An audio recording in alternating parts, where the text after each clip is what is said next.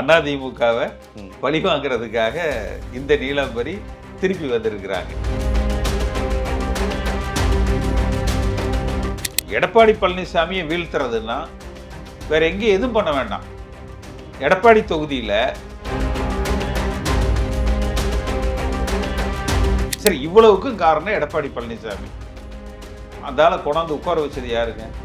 அவங்க தான். அப்ப தப்பு பண்ணது யாருங்க? அவங்க தெரியாம பண்ணிட்டாங்க. ஆனா அவங்களே அவர் என் முதுகுல குத்திட்டாங்கன்னு தானே சொல்றாங்க அவங்க. அப்ப அவங்களுக்கு அவங்க முதுகுல என்ன குத்திட்டாங்க? அரசியலில் ஈடுபட மாட்டேன் அப்படின்னு இவங்க ஒரு கடிதம் எழுதி கொடுத்திருந்தாங்க. அப்ப இவங்களுக்கு முதுகலை குத்துறதுக்கு என்ன இருக்குதுன்னு கேட்கிறேன். ஜெயலலிதா அம்மா மறைவுக்கு பிறகு தொண்டர்களால ஒரு தலைமை தேர்ந்தெடுக்கப்பட்டிருக்கணும் இல்லையா? அதுதான விதி. அதை இவர்கள் செய்யல. இந்த 3-4 பேருக்குள்ள நடக்கக்கூடிய அதிகார போட்டியில அதிமுக என்கிற ஒரு ஆளுமையான இயக்கம், எந்த தேர்தலாக இருந்தாலும் வெற்றியை கண்ட ஒரு இயக்கம் இன்றைக்கு தளர்வை சந்தித்திருக்கு. எங்க நோக்கம் நீ யார் வேணாலும் தலைமையா இருந்துங்கப்பா. எம்ஜிஆர் துவக்கிய கட்சி வெற்றி பெறணும், ஆட்சியில் அமரணும். நீ யார் வேணாலும் இருந்துட்டு போ.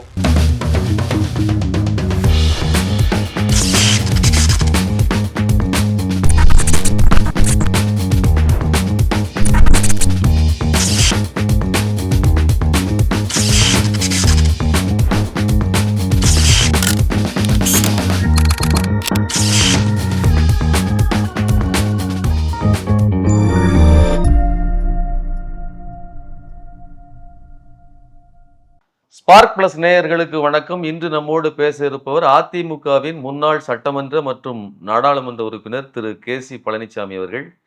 வணக்கம் சார். சார், சசிகலா அவர்கள் நீண்ட இடைவெளிக்கு பிறகு ஒரு கட்சி ஆரம்பித்திருக்கிறார். அதாவது 9 ஆண்டுகள் காத்திருந்தேன், ஆனால் அதிமுகவை இணைப்பதற்கு எந்த சாத்தியப்பாடும் இல்லை, அதனால புதிய கட்சி ஆரம்பித்திருக்கிறேன்னு சொல்றாரு. நீங்களும் அதே முயற்சியில் இருக்கிறவர், இப்போதும் இருக்கிறவர். ரெண்டையும் கம்பேர் பண்ணாதீங்க. படையப்பா படம் பார்த்தீங்களா? ரொம்ப கேப்புக்கு இடையில நீலாம்பரி திருப்பி வருவாங்க பழி வாங்குறதுக்கு. இந்த மாதிரி அதிமுகவை பழி வாங்குறதுக்காக இந்த நீலாம்பரி திருப்பி வந்திருக்கிறாங்க. அவ்வளவுதான். நான் சொன்னது 2024 நாடாளுமன்ற தேர்தல் முடிந்தவுடன் இந்த இயக்கம் ஒன்றிணைக்கப்படணும், ஒருமைப்படுத்தப்படணும். அப்போதான் நம்ம சட்டமன்றத்தில் ஜெயிக்க முடியும் என்று அந்த வாக்கு விகிதங்கள் அதையெல்லாம் எடுத்து அது எல்லோரையும், சசிகலா அவர்கள் உள்பட, OPS உள்பட இவர்கள் நோக்கம் அதுவாக இருந்தால் சசிகலா அப்போ அந்த முறையை எங்களை தொடர்பு கொண்டு பேசியிருக்கலாமே. நாங்கள் எல்லோருக்கும் கடிதம் எழுதினோம். எடப்பாடி பழனிசாமிக்கு எழுதினோம். அவர் எங்களுக்கு ஒரு பட்டம் கொடுத்தாரு, தெருவில் போகிறவங்க அப்படின்னாரு. OPS ஒரு அசட்டு சிரிப்பு சிரிச்சாரு. அவங்க சசிகலா அதை ஒரு பெருசாக அதுக்கு எதுவும் ரியாக்ட் பண்ணலை. அப்போ அவங்க நோக்கம் என்பது இப்போ இவங்க அதாவது OPS ஆகட்டும், சசிகலா ஆகட்டும், ஒருங்கிணைன்னு சொல்கிறது என்னன்னா அவங்க தலைமையில் ஒருங்கிணைன்னு சொல்கிறாங்க. அவங்க இப்போ எங்கள் நோக்கம் நீ யார் வேணாலும் தலைமையாக இருந்துங்கப்பா. எம்ஜிஆர் துவக்கிய கட்சி வெற்றி பெறணும், ஆட்சியில் அமரணும். நீ யார் வேணாலும் இருந்துட்டு போ, அதை பற்றி எங்களுக்கு கவலை இல்லை. ஆனால் இவங்க எப்படின்னா, சசிகலாவும் சரி, OPSம் சரி, எடப்பாடியும் சரி, அவங்க தலைமையில் இந்த கட்சி இருக்கணும். அப்போ இந்த அதிகார போட்டி தான் அவங்களுக்குள்ள. நீலாம்பரி திரும்பி வந்திருக்காங்க அப்படின்னு ஒரு வார்த்தையை நீங்க சொன்னீங்க. அந்த படத்துல திரும்பி வந்தாங்கன்னு சொல்லுங்க. கரெக்ட். ஆனா அவங்க நீங்க சொன்னீங்க நீலாம்பரின்னு அதிமுகவை வீழ்த்துவதற்குங்கிற வார்த்தை சொன்னீங்க. ஆனா அவங்க எடப்பாடியை வீழ்த்துவதற்குங்கிற மாதிரி தானே அவங்க பேசுறாங்க. எனக்கு முதுகுல குத்திட்டாங்க, நான் அவ்வளவு காயங்களை தாங்கிட்டு சொல்றது. தேர்தல்ல அப்ப எடப்பாடியை வீழ்த்துறதுக்குன்னா நேரடியா போய் எடப்பாடி பழனிசாமி அடிச்சு நொறுக்குங்க. நீங்க தேர்தல்ல நான் வேற போட்டா தேர்தல்ல யாரு போட்டி போடுவாங்க? திருநெல்வேலியில, ராம்நாட்டில், ரெண்டுக்கு வித்தியாசம் இருக்குங்க. எடப்பாடி பழனிசாமியை வீழ்த்துறதுன்னா வேற எங்கேயும் எதுவும் பண்ண வேண்டாம். எடப்பாடி தொகுதியில் ஓட்டுக்கு ஒரு 25,000 ரூபாய் கொடுங்க, 50,000 ரூபாய் கொடுங்க, எத்தனாயிரம் கோடி ஆனாலும் பரவாயில்ல, தோற்கடிக்காம விட மாட்டேன் அப்படின்னா அது சரியான போட்டி, வீரமிக்க பெண்மணி, இதெல்லாம் நம்ம வந்து எடுத்துக்கலாம். அவ்வளவுதானே, சிம்பிள். வேற ஒண்ணுமே செய்ய வேணாமே. நேரா எடப்பாடி தொகுதியில போய் ஒவ்வொரு வீட்டுக்கு டோர் டு டோர் உட்கார்ந்து பேசி சொந்த கதை சோக கதை எல்லாத்தையும் சொல்லி வீட்டுக்கு 50,000, அட வீட்டுக்கு 1 லட்சம் வேணாலும் வாங்கிக்க, 10,000 கோடி இறக்கியாவது இவரை வந்து துரத்தி துரத்தி தோற்கடிக்கிறத வேலைன்னா சிம்பிள். அவங்க நோக்கம் அது இல்லை. இல்ல ரெட்டலை சின்னத்தை மீண்டும் அதிமுகவை ஆளுகிற கட்சியாக நான் வர்றதுக்கு விட மாட்டேன் அப்படிங்கிறது தானே.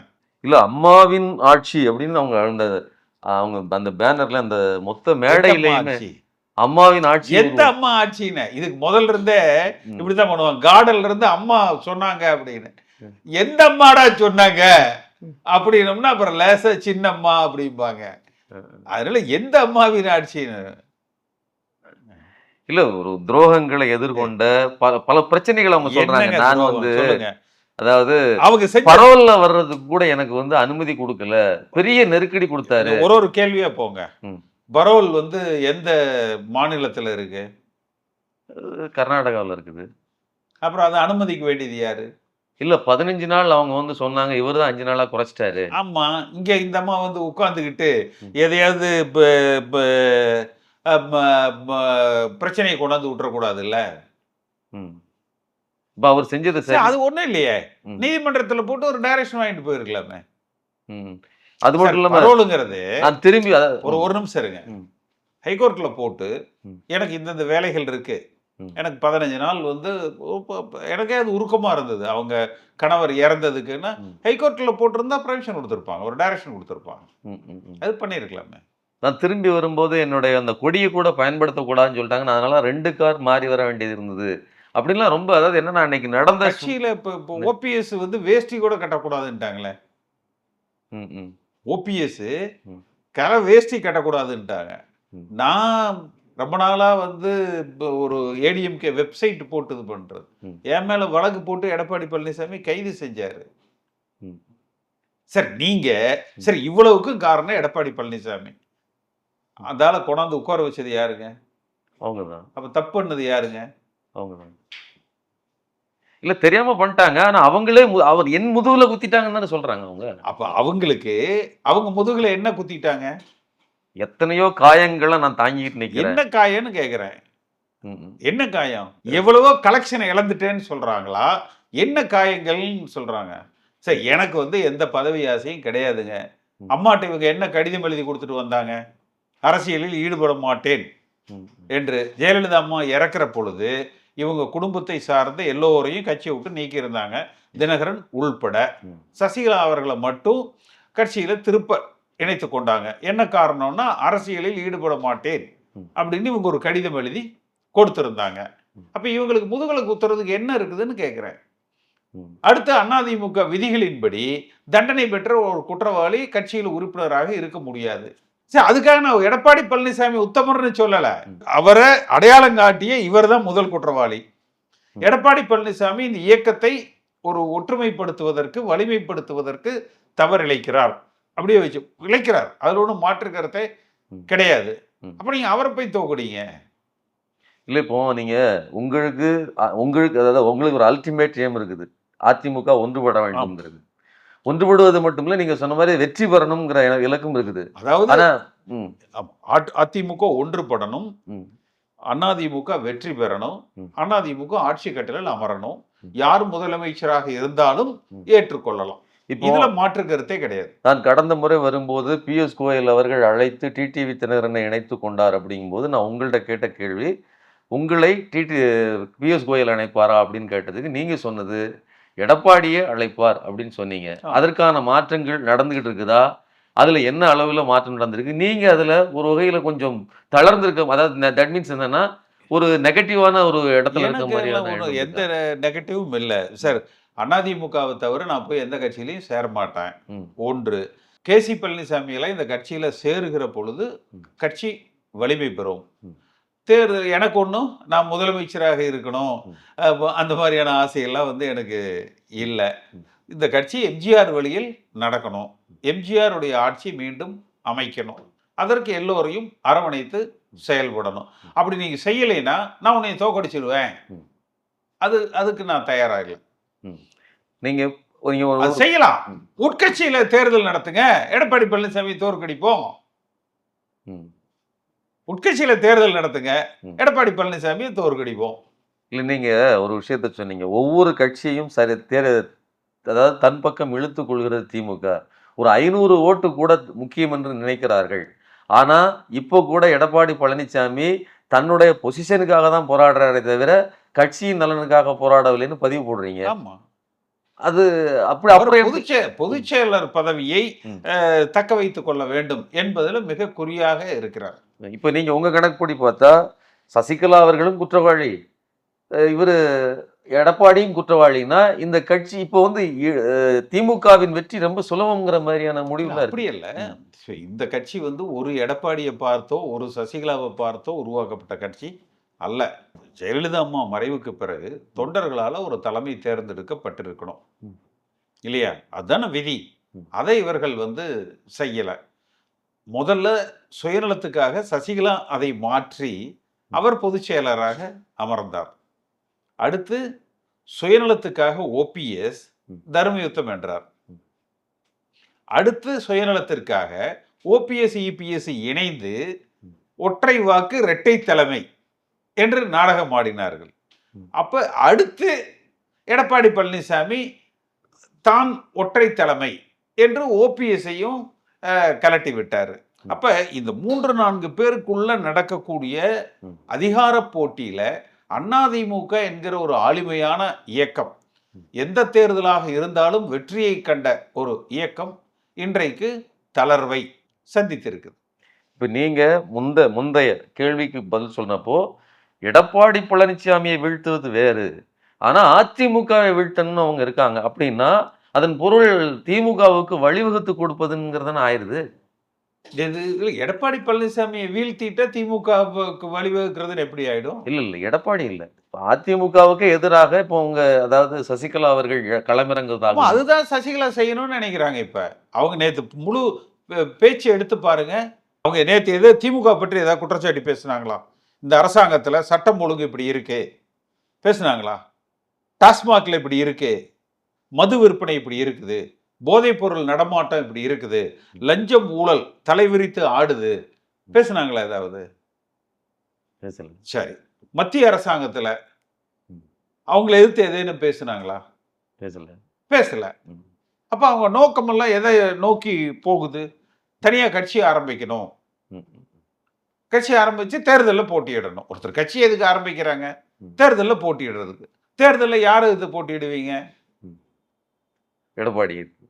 எடப்பாடி திமுக எல்லாரையுமே எதிர்த்து. அப்ப அந்த வாக்கு சேதாரம். அப்ப சென்ற முறை தினகரன் ஒரு 20 தொகுதியில் அதிமுகவை தோற்கடித்ததை இந்த முறை சசிகலா செய்ய நினைக்கிறார். அவ்வளவுதான். இப்ப சென்ற முறை 20 தொகுதிகளை தோற்கடித்தார். ஆனா இப்போ அவர் இங்க கூட்டணியில தான் இருக்கிறாரு.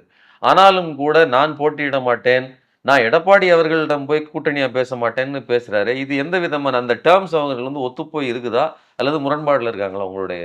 இல்ல, அவர் பாஜக கூட்டணியில பாஜக தன்னை பாதுகாக்கும் என்று நினைக்கிறார். அவ்வளவுதானே. அப்ப கூட்டணியே பாஜகவில் உருவாக்கப்பட்டது அப்படித்தானே அவர் சொல்லியிருக்காரு. என்னுடைய கூட்டணி பாஜகவில் அப்படித்தானே சொல்றாரு. நான் மறுபடியும் அதே கேள்வி கேட்கிறேன். போன முறை வந்து பியூஷ் கோயல் இணைப்பார் வந்து அழைப்பாரா நான் கேட்டேன். இல்ல எடப்பாடி. ஆமா, ஏன்னா நான் அதிமுகவில் இணைய நினைக்கிறேன். பாஜக கூட்டு என்டிஏல இணைய நினைக்கல, அதிமுக கட்சியில இணையணும்னு நினைக்கிறேன். அதனால நான் எடப்பாடியே அழைப்பாருன்னு சொன்னேன். உண்மையில இப்போ இந்த அவர்களுக்குள் கூட்டணியில் எத்தனை சீட்டுகள் என்ன பேரம் நடக்கு, ஏதாவது ஒரு அதை பற்றி அவர்கள் எந்த மாதிரி அதை பகிர்ந்துகிட இருக்கிறாங்க? பாஜக அதெல்லாம் வரட்டும், முடிவுகள் வரட்டும், பேசுவோம். களம் தேர்தல் தேதி அறிவிச்சு கூட்டணிகளை எல்லாம் கட்டமைத்து எந்த அளவுக்கு எடப்பாடி பழனிசாமி தான் முதலமைச்சர் ஆக வேண்டும், இந்த இயக்கம் வலிமைப்படுத்தப்பட வேண்டும் என்று இறங்கி வேலை செய்யறாருன்னு பார்ப்போம். இதுல கடைசியா ஒரே ஒரு கேள்வி சார். பெர்சனல் ஈகோ தான் எல்லாரையும் இயக்கிக்கிட்டு இருக்குது அப்படிங்கிற கருத்தை ஈகோ மட்டுமல்ல, சுயநலம், சுயலாபம், சுயநலம். இதுல வந்து அவரு முதலமைச்சர் அவர்கள் 5000 ரூபாய் வந்து பெண்களுக்கு கொடுத்ததை விமர்சிச்சார். இது வந்து என்ன சொல்றது அப்படின்னா, எங்களுடைய அறிவிப்பை பார்த்து பயந்து கொடுத்து விட்டார். தேர்தலை பார்த்து அதாவது எது எப்படி தோல்வி இருந்தாலும் அச்சத்தில் கொடுத்தாரு. நான் ஆனா இவர் 10,000 ரூபான்னு அறிவிச்சிருக்கிறாரு. இல்ல அந்த 5000 ரூபாய் கொடுத்தது 25 லட்சம் வாக்குகளை திமுகவுக்கு பெற்றுத்தரும். இது நான் என்னோட பதிவில் போட்டிருக்கிறேன் பல தளத்தில். நம்ம அதை விட இன்னும் மக்களிடத்துல நல்ல திட்டங்களை முன்வைத்து வாக்கு பெறுவதற்கு முயற்சிக்கிறோம். இல்ல அதுல அந்த 10,000 ரூபாய் நான் கொடுக்குறேன்னு சொல்றாரு. இது எடுபடுமா? அது கருணை தொகைன்னு சொல்றாரு. வரியின் மாறுபட்டு, அதாவது மக்களுக்கு நிறைய வரி ஆயிருச்சு, அதனால அவர்கள் நெருக்கடியில் இருக்கிறாங்க, அதனால நான் அந்த பணத்தை கொடுக்குறேன், உதவி செய்யறேங்கிறாரு. ஆனா அந்த பணத்தை எப்படி கஜானா கொண்டு வருவீர்கள்னா, நான் வரி போட்டு கொண்டு வரேன்னு சொல்றாரு. அது எப்படி நீங்க 81,000 கோடி எடப்பாடி பழனிசாமி அவர்கள் தற்பொழுது தேர்தல் கால சலுகைகளாக அவர் அறிவித்திருக்கிறார் இல்லையா, அதாவது வாக்குறுதிகளாக. அந்த வாக்குறுதிகளை நிறைவேற்ற வேண்டும் என்றால் 81,000 கோடி தேவை. இதுதான் அதை அவர் சொல்றார். அடுத்து அதை வரி போட்டு கொண்டு வரலாம், அல்லது ரொம்ப சிம்பிள், டாஸ்மாக்ல பிடிஆர் பழனிவேல் தியாகராஜனே சொன்னார், சம அளவுக்கு அரசாங்க கஜானாவுக்கு என்ன வருதோ அதே அளவுக்கு மற்றவர்களுக்கு அரசு கணக்குக்கு வராம அரசாங்கத்தை நடத்துபவர்களுக்கு செல்கிறது. பிடிஆர் சொன்னார்ல. இது எடப்பாடி பழனிசாமி காலத்திலையும் அதுதான் நடந்தது. அரசு கஜானால 50,000 கோடி வந்திருக்கு. அப்ப இன்னொரு 50,000 கோடி வெளியில போகுது. யாரேனும் ஒரு உத்தமர் நான் நேத்து ஒரு பதிவு போட்டிருப்பேன்.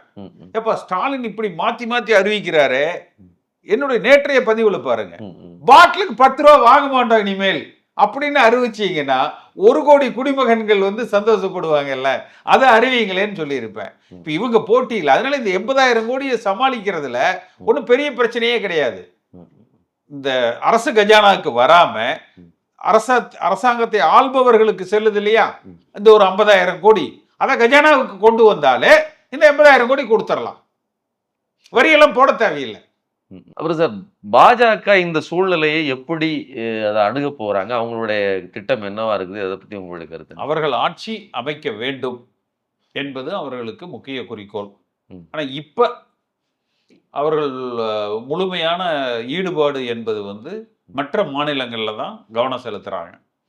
அஸ்ஸாம், வெஸ்ட் பெங்கால், கேரளா, பாண்டிச்சேரி, இதெல்லாம் வருகிற நாடாளுமன்ற தேர்தலில் தமிழ்நாட்டிலிருந்து ஒரு பெரிய கணிசமான இடங்களை பெற வேண்டும். 2031 அவர்கள் ஆட்சி அமைக்க வேண்டும். இதுதான் அவர்களது நோக்கமா இருக்கு.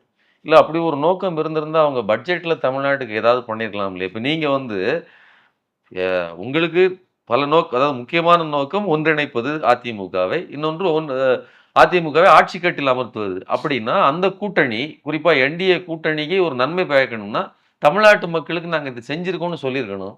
அப்படி சொல்ற மாதிரி ஏதாவது செய்யணும் இல்லையா? அவங்க செய்யாம எப்படி? அப்போ இந்த தேர்தல் களத்தை அவர்கள் கண்டுகொள்ளவில்லை அப்படின்னு நம்ம கண்டுக்கல.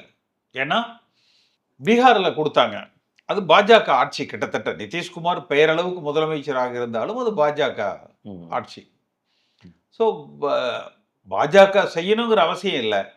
மத்திய அரசாங்கத்தோடு போராடி பெறுகிற வல்லமை திராவிட கட்சிகளுக்கு உண்டு. அது திமுகவாக இருக்கலாம், அதிமுகவாக இருக்கலாம். இந்த லஞ்சம் ஊழல் கட்டுப்படுத்தப்பட்டாலே இந்த திட்டங்கள் சாத்தியம். ஒரு துறையில 50,000 கோடி என்றால் பல துறைகள்ல செய்கிற பொழுது, இப்ப ஸ்டாலினை விட எடப்பாடி பழனிசாமியினுடைய அறிவிப்புகள் அதிகமா இருக்கு. 80,000 கோடிக்கு இருக்கு, கொடுத்துடலாம் இந்த 80,000 கோடியை. இல்லை, இப்போ இன்னொரு விஷயம், இப்போ நீங்க பேசும்போது ஒரு விஷயம் சொன்னீங்க, யாரோ ஒரு உத்தமர்கள் அப்படிங்கிற வார்த்தை சொன்னீங்க. அப்போ எல்லோரும் சுயநலவாதிகளாக இருப்பதுதான் அதிமுகவை பிளவுபடுத்தி வச்சிருக்குன்னு சொல்றீங்க. இப்போ யார் உத்தமராக மாறி அதிமுகவை ஒருங்கிணைப்பது, அல்லது யார் உத்தமராக மாறி இந்த திட்டங்களை எல்லாம் நிறைவேற்றுவது, அல்லது ஆட்சி கட்டுக்கு வருவது, இதுல இதை எப்படி நம்புறீங்க நீங்க? இல்ல, அது தொண்டர்கள் இந்த தேர்தலில் வென்று ஆட்சி அமைத்து விட்டால் எடப்பாடி பழனிசாமி ஒரு அசைக்க முடியாத தலைவராக அதிமுகவுக்கு இருந்துருவார். ஒருவேளை ஆட்சி அமையல, எதிர்க்கட்சி தலைவராக உருவெடுத்தால் கொஞ்சம் கஷ்டப்பட்டு சமாளித்து விடுவார். சென்ற முறை பெற்ற தொகுதிகளை கூட பெற முடியாத ஒரு சூழ்நிலை ஏற்பட்டால் அவரது தலைமை சந்தேகத்துக்கு இடமானதாக இருக்கும். சரி, ஓகே சார். ஆனா உங்க பதிவுல வந்து நான் மீண்டும் நினைவுபடுத்துறேன். திமுக ஒவ்வொரு கட்சிகளையும் 500 வாக்கு முக்கியம் என்று கருதி சேர்க்கிறது. ஆனால் எடப்பாடி பழனிசாமி அப்படி கட்சியை ஒருங்கிணைப்பதில் கூட கவனம் செலுத்தாமல் இருக்கிறார் குறைபட்டுக் கொள்வது மாதிரி பதிவு போட்டிருக்கீங்க. ஒரு உதாரணத்துக்கு இப்போ ஓபிஎஸ் ஒதுங்கிட்டாரு. ஓபிஎஸோடு பயணித்தவர்கள் பல பேர் இருக்கு, கொஞ்சம் பேராவது இருக்கிறாங்கன்னு வச்சுக்கோங்க. அவர்கள் எல்லாம் இப்போ ஓபிஎஸ் தான் நாங்கள் சேர்த்துலப்பா, மிச்சம் எல்லோரும் வாங்க, அல்லது சசிகலா தவிர ஓபிஎஸ் தவிர கட்சியில் சேர விருப்பம் இருக்கிறவங்க எல்லோரும் வந்து ஒரு தலைமை கழகத்தில் ஒரு கடிதம் கொடுத்துட்டு இந்த டேட்டில் வாங்க சேர்ந்துக்கலாம் சொல்லிட்டு போகலாம். இதில் என்ன இழக்கிறதுக்கு என்ன இருக்கு சொல்லுங்க? ஓபிஎஸ் வேண்டாம், சசிகலா வேண்டாம், வேற யார் இருக்காங்க? எல்லோரும் வாங்க தலைமை கழகத்துக்கு சேர்ந்துக்கலாம், வந்து ஒரு கடிதத்தை கொடுத்துருங்க, நான் வர்றேன், சேர்ந்துருவோம் என்று சொல்லலாமே. ஏன் அதை சொல்ல மாட்டேங்கிறாங்க?